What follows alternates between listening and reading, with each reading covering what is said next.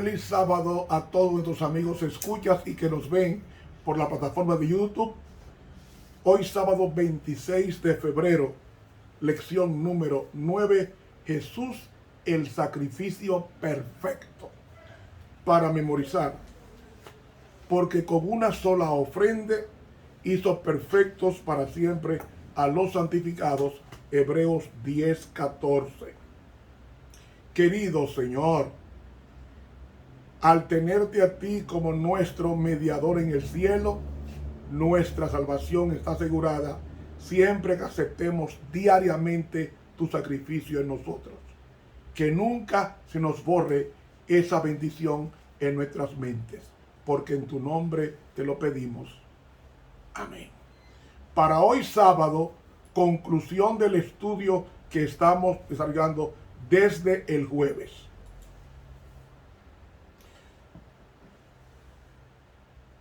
¿Cómo hace Dios para que el universo vea que aunque Él asumió la responsabilidad por los pecados cometidos, en realidad son culpa de otros? Él lo soluciona a través en el lugar santísimo del santuario celestial. Y el lugar santísimo se purificaba en la tierra una vez al año, y era al final del año religioso judío, en el séptimo mes de Tisri, el día 10. Pero durante todo el año, el pueblo de Israel seguía con su confesión diaria en el altar de sacrificio, y el sacerdote registraba esos pecados en el lugar santo. Entonces tenía que llegar el día cuando todos esos pecados que habían ensuciado el lugar santo tenía que ser purificado. Por eso es que dice la profecía, hasta 2300 días y el santuario será purificado, en Daniel 8:14. Ahora, yo hago una pregunta reflexiva. ¿Creen ustedes que Dios va a habitar eternamente en el santuario con la maldad en su presencia? ¿O hay un momento en que todos esos pecados que han entrado al santuario tendrán que purificarse? Amigo, Dios tiene que purificar el santuario para vindicar su nombre, porque Él ha tomado sobre sí todos los pecados que no son de Él, sino de la raza humana. Por eso es necesario sacarlo del santuario, para que así su nombre pueda ser vindicado y pueda ser justificado ante todos los seres que no han caído en el universo. Y eso se hacía en el día de la expiación, porque es aquí donde se vindica, se defiende, se aclara el carácter de Dios. Hasta el lugar santo, Dios tiene un problema inmenso, porque tomó los pecados que no eran de Él. Él los asumió sobre sí a través de Cristo. Entonces, en 2 Corintios 5:21, leemos, al que no conoció pecado, por nosotros lo hizo pecado, para que nosotros fuésemos hechos justicia de Dios en él. O sea, Cristo inocente que no pecó, Dios le colocó todo el pecado de la humanidad sobre él y lo trató como si hubiese sido un pecador. Porque la santidad y el pecado no pueden vivir juntos. Así que el pecado tiene que ser excluido. Y el sumo sacerdote entra al lugar santísimo al final del año para purificarlo. Así también, cuando el mundo esté llegando al final de su historia, se va a realizar una purificación del santuario, pero del santuario celestial, porque el terrenal desapareció en el año 70 de nuestra era. Entonces, en Hebreos 9, 22 y 23, dice el apóstol Pablo, y casi todo es purificado según la ley con sangre, y sin derramamiento de sangre no se hace remisión. Remisión significa perdón. Pues fue necesario que las figuras de las cosas celestiales fuesen purificadas así, pero las cosas celestiales mismas con mejores sacrificios que estos.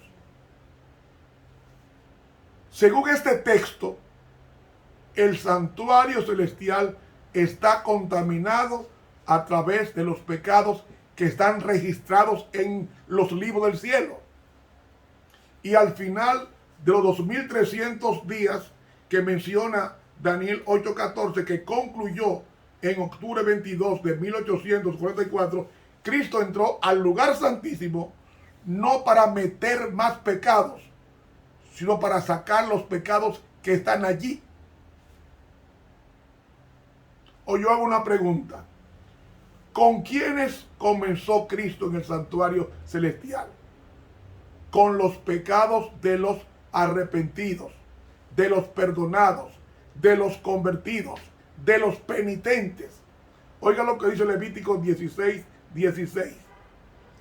Así purificará el santuario a causa de las impurezas de los hijos de Israel, de sus rebeliones y de todos sus pecados. De la misma manera hará también al tabernáculo de reunión, el cual reside entre ellos en medio de sus impurezas. O sea, ese día, el día 10 del séptimo mes, se limpiaban los pecados confesados de los hijos de Dios, no los pecados de los impíos. Antes de ese día se metían diariamente pecados, contaminando constantemente el santuario. Pero en el día de la expiación se hacía lo contrario. Se sacaban esos pecados del santuario para purificarlo. ¿Y era necesario purificar el santuario? Sí, Señor. Porque en 1 Pedro 4:17 leemos a continuación: porque es tiempo de que el juicio comience por la casa de Dios. Y si primero comienza por nosotros, ¿cuál será el fin de aquellos que no obedecen al Evangelio de Dios? Según Levítico 16 que leímos hace un par de minutos, los primeros pecados que se limpian son los de los arrepentidos, los que metieron legalmente sus pecados al santuario a través de la muerte de un cordero. Ahora, ¿qué va a pasar con los casos de los impíos? Es decir, de los que no se arrepintieron. ¿Se va a examinar ahora? ¿Antes de que Cristo venga por segunda vez? No. Usted preguntará, ¿por qué? Porque el juicio comenzó, según San Pedro, con los penitentes, con los arrepentidos. Y Dios tiene que llevar un pueblo al cielo. Pero para poder llevárselos al cielo es necesario que Él revele el derecho de estar allí en el cielo, su pueblo. Ahora Dios tiene testigo, porque un juicio no puede ser justo, valga el pleonasmo, si no es con la presencia de testigos. Y Dios tiene un juicio investigador de 1844 para acá, donde los ángeles son los testigos. Ahora bien, si Dios lo sabe todo, ¿para qué usar los libros en el juicio que está efectuando? Es para que los ángeles comprueben quiénes tienen derecho o no de estar en el cielo en base al registro de los libros. Porque todo lo que hacemos se anota en libros. Yo diría sería un poquito más atrevido.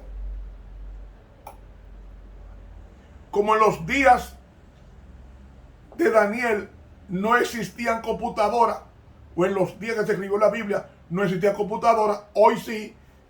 Si la Biblia fuera escrita hoy, se dijera que nuestras obras están grabadas en DVD. o en una memoria USB, para que la exactitud de nuestros hechos sean las que hablen en el día del juicio. Entonces, se llevan libros o DVD en el cielo para saber por qué algunas personas que profesaban ser santos en apariencia no irían al cielo, mientras que borrachos y criminales arrepentidos van a subir al cielo. Y es bueno notar que el sumo sacerdote tenía que hacer expiación por sí mismo en el día de expiación, porque él tenía que entrar a la presencia de Dios con la sangre de un animal muerto, caliente la sangre. Y a medida que avanza el juicio investigador, que está a punto de terminar, dice la sierva de Dios en el Confío de los Siglos, que está a punto de terminar, Cristo va tomando sobre sí todos esos pecados que los arrepentidos confesaron, hasta que se examine el último caso del que está viviendo en la tierra. Y cuando Cristo ha asumido todos los pecados, ¿qué es lo que hace el sacerdote?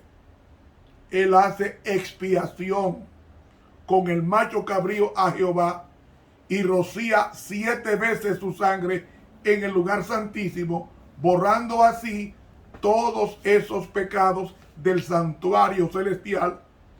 Pero el sumo sacerdote asume sobre su cuerpo los pecados de su pueblo con toda responsabilidad.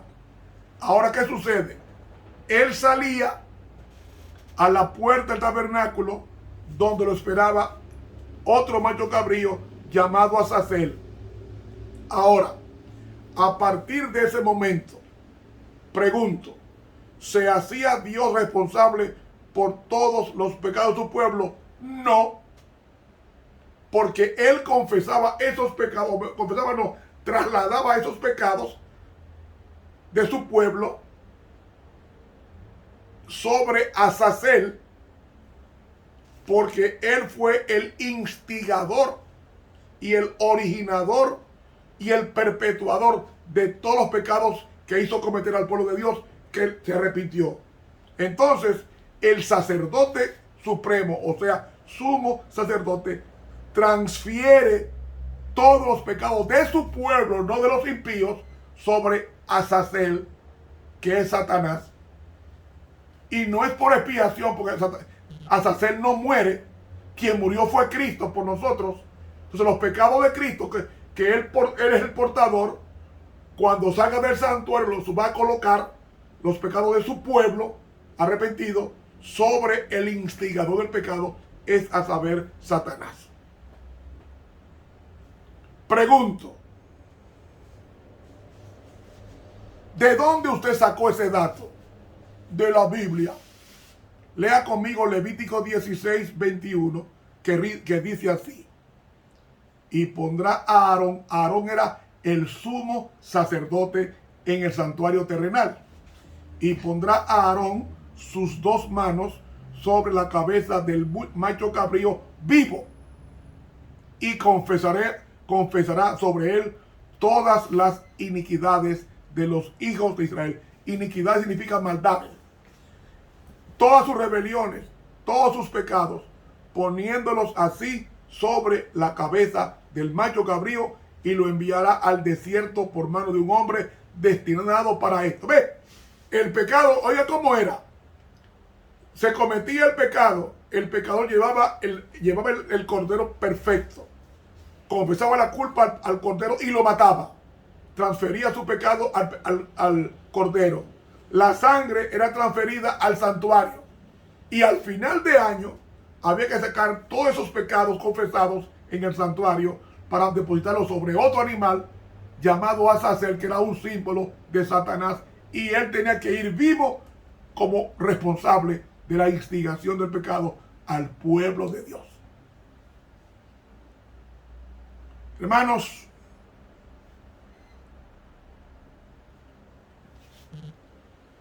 toda la responsabilidad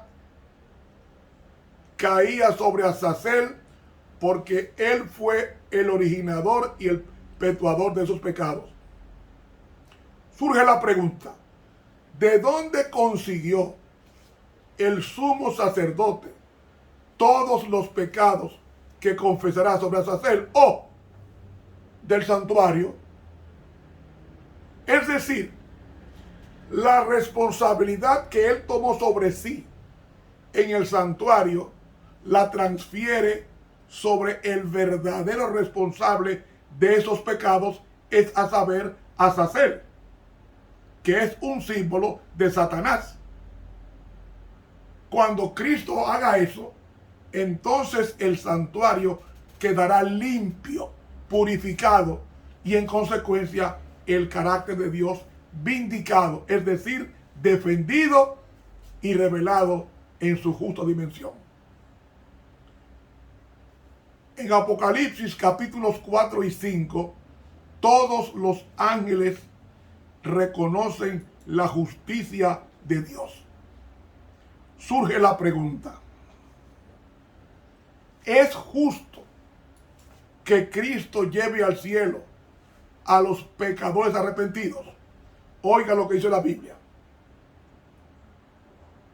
Apocalipsis 16:5 dice: y oí al ángel de las aguas que decía: justo eres tú, oh Señor, el que eres y que eras el santo, porque has juzgado todas estas cosas.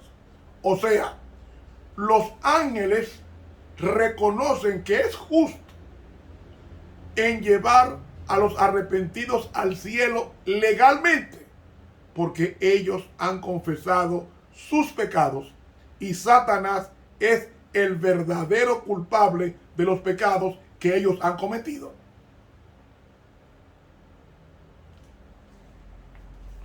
Ahora, cuando los pecados son colocados sobre la cabeza de Satanás, cuando Cristo termina su mediación en el cielo, en su santuario celestial, y se cierra en consecuencia la puerta de la gracia, es decir, la oportunidad del hombre a arrepentirse. Ahora usted pregunta, ¿y qué va a hacer Satanás cuando Cristo salga del lugar santísimo, de su mediación? ¿Para dónde va a coger? Él va a tratar de escaparse. ¿Cómo? Sí. ¿Dónde dice eso? Hay una colección llamada Spalding, referencia a QA 43C50, que dice así: vi que la obra de Cristo en el santuario se terminará pronto, y después que concluya su obra aquí, vendrá a la puerta del primer apartamento y confesará los pecados de Israel sobre la cabeza del macho cabrío. Entonces se ceñirá con sus vestiduras de venganza, las plagas caerán sobre los impíos y no caerán hasta que Jesús se ciña de dichas vestiduras y se siente sobre la gran nube blanca. Entonces, mientras están cayendo las plagas, el macho cabrío está siendo llevado al desierto. Procura escaparse con todas sus fuerzas, pero la mano que se lo lleva lo sujeta con firmeza. Si llegase a escaparse, Israel perdería sus vidas. Vi que tomaría tiempo conducir al macho cabrío a la tierra del olvido después que se coloquen los pecados sobre su cabeza. He leído la colección Spalding and Magen, referencia QA 43C50 de la pluma inspirada. Es decir, el que lleva el macho cabrío al desierto es el sumo sacerdote, porque él es el que termina en el cielo, que es Jesús. Y Satanás tratará de escaparse a través de las plagas que vendrán en la tierra después que termine el tiempo de gracia. Y ahora, ¿cuestionarán los ángeles que Cristo se pueda llevar a los escogidos al cielo? No, ¿Por qué? Porque ellos mismos revisaron cada caso en los libros del cielo en el santuario.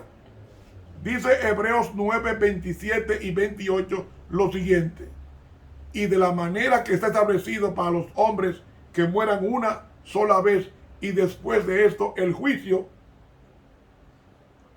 así también Cristo fue ofrecido una sola vez para llevar los pecados de muchos, y aparecerá por segunda vez sin relación con el pecado para salvar a los que le esperan.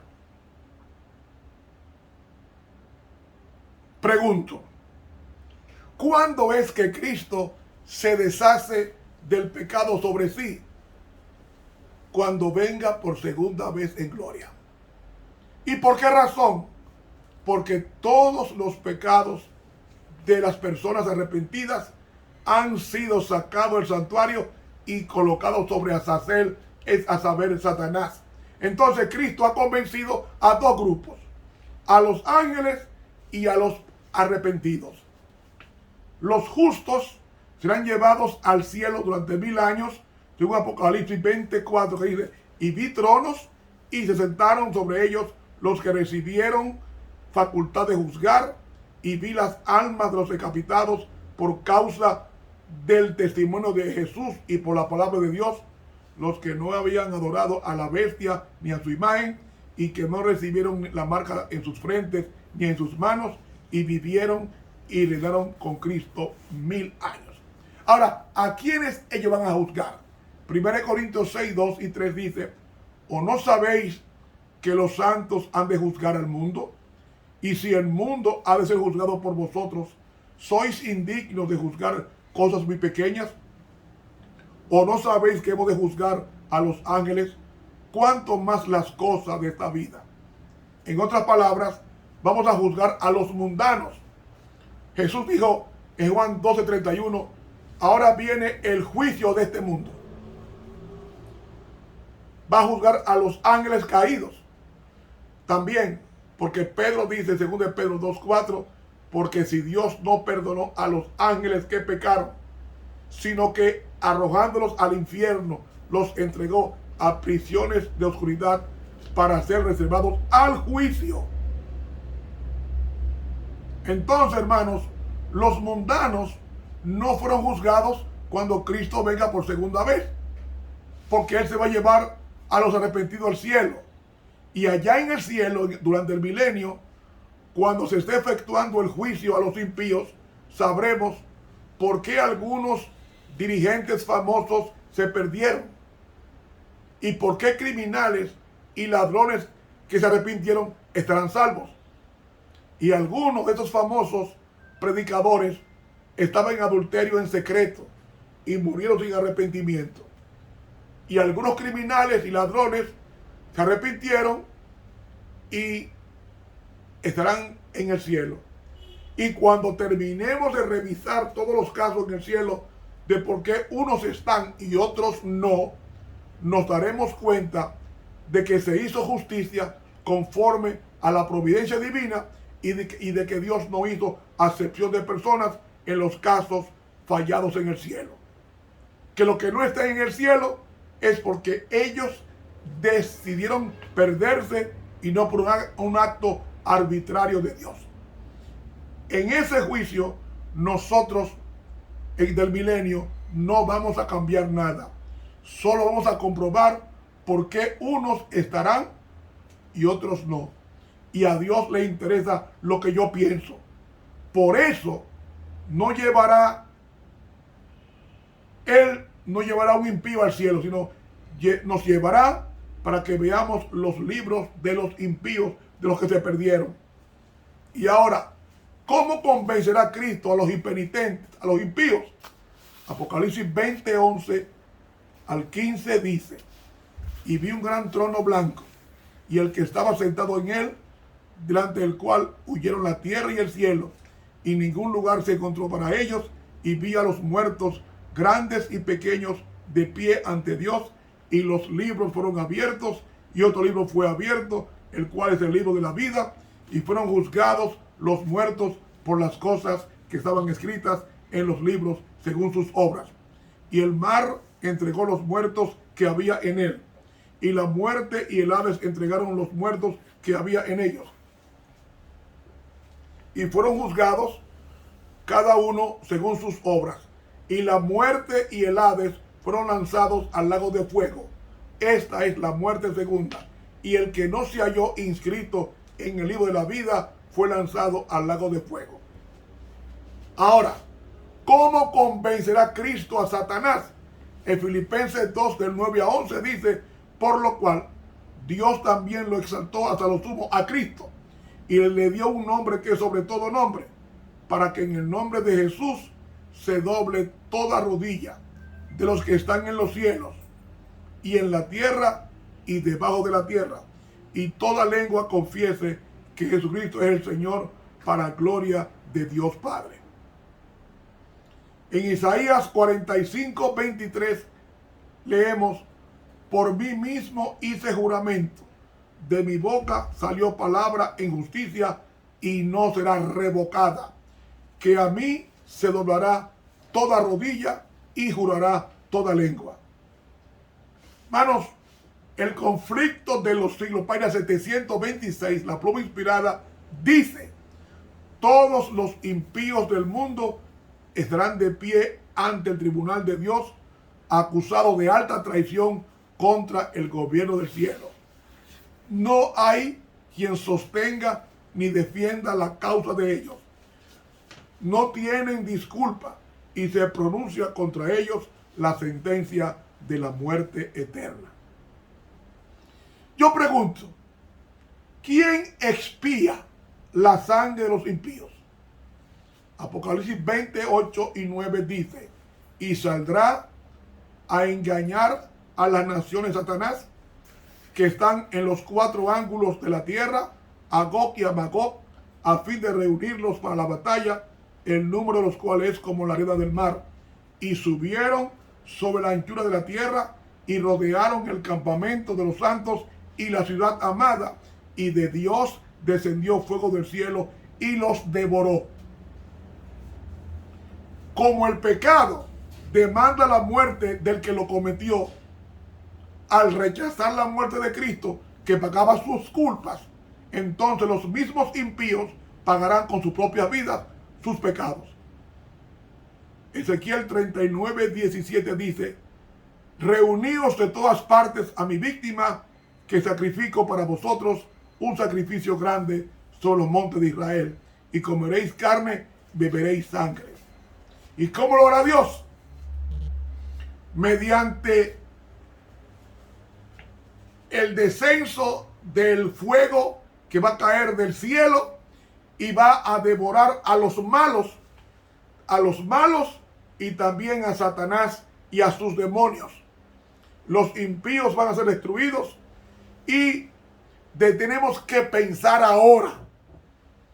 Es muy solemne pecar, ya que cada vez que lo hacemos estamos ensuciando el santuario y ensuciando también al sumo sacerdote que está oficiando en el cielo, es a saber, Cristo.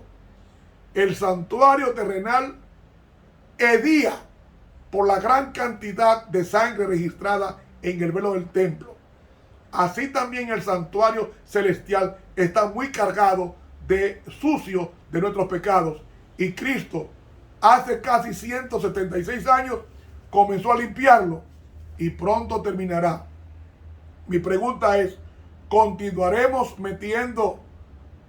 Hace 178 años, mis hermanos, que comenzó la purificación del santuario y muy pronto terminará.